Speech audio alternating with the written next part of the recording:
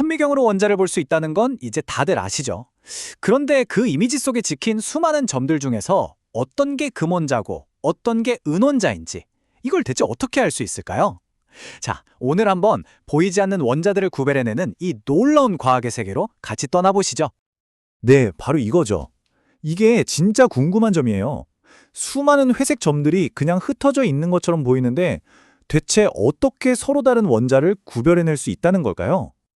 그 비밀을 푸는 첫 번째 열쇠는요, 우리가 흔히 생각하는 빛이 아니에요. 바로 전자를 사용한다는 겁니다.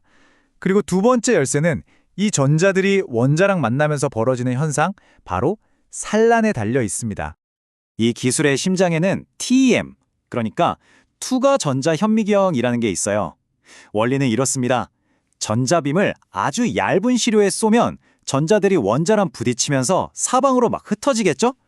여기서 중요한 건 시료를 통과하고 나온 전자들의 분포가 제각각이라는 거예요. 바로 이 불균일함이 원자의 비밀을 풀어내는 암호지도 같은 역할을 하는 거죠. 옛날 물리학자들이 진짜 재밌는 비유를 썼더라고요. 날아오는 전자 입장에서 보면 그 조그만 원자 하나가 마치 헛간 문짝처럼 엄청나게 큰 관역으로 보인다는 거예요. 이게 무슨 뜻이겠어요? 그만큼 원자랑 전자가 부딪히는 일, 즉 산란이 아주 흔하게 일어난다는 뜻이죠. 자, 좋아요. 전자가 흩어진다는 건 이제 알겠는데 이걸로 뭘 어떻게 알 수 있다는 걸까요? 그 비밀은 바로 콘트라스트, 즉 이미지의 밝고 어두운 차이에 있습니다.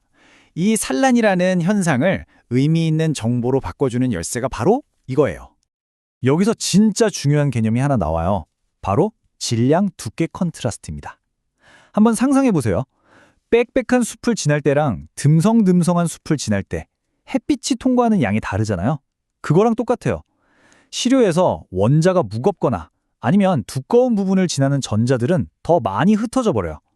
바로 이 흩어지는 전자의 양의 차이가 이미지의 명암 차이, 즉 콘트라스트를 만들어내는 겁니다. 그럼 구체적으로 뭐가 이런 명암 차이를 만드는 걸까요? 이미지를 결정하는 결정적인 요소 딱 두 가지만 기억하시면 돼요. 첫 번째는 원자 번호 Z입니다. 이건 그냥 원자의 무게라고 생각하시면 편해요. 원자 번호가 높을수록, 즉 더 무거운 원자일수록 전자를 더 많이 튕겨내요. 두 번째는 두께 T. 이건 말 그대로 물질의 물리적인 깊이죠. 당연히 더 두꺼운 부분을 지날수록 더 많은 전자가 흩어지겠죠? 이 두 가지가 각각 작용해서 최종 이미지를 만들어내는 거예요. 으악, 수식이다 하고 놀라지 마세요. 이 식이 말하는 건 아주 간단합니다. 시료가 무거워지거나 두꺼워질수록 그걸 뚫고 지나가는 전자의 수는 기하급수적으로 확 줄어든다는 뜻이에요. 바로 이 아래쪽 그림처럼요. 그러니까 통과하는 전자가 적은 부분일수록 이미지에서는 더 어둡게 보이는 거죠. 그런데 여기서 과학자들이 진짜 기가 막힌 생각을 해냅니다. 그럼 이걸 반대로 이용하면 어떨까? 하고 말이죠. 시료를 통과한 전자 말고 아주 넓은 각도로 산란된 전자들만 골라서 보는 거예요. 이게 바로 Z 콘트라스트 기법입니다. 이 기발한 발상 덕분에 정말 혁명적인 기술이 가능해졌는데요.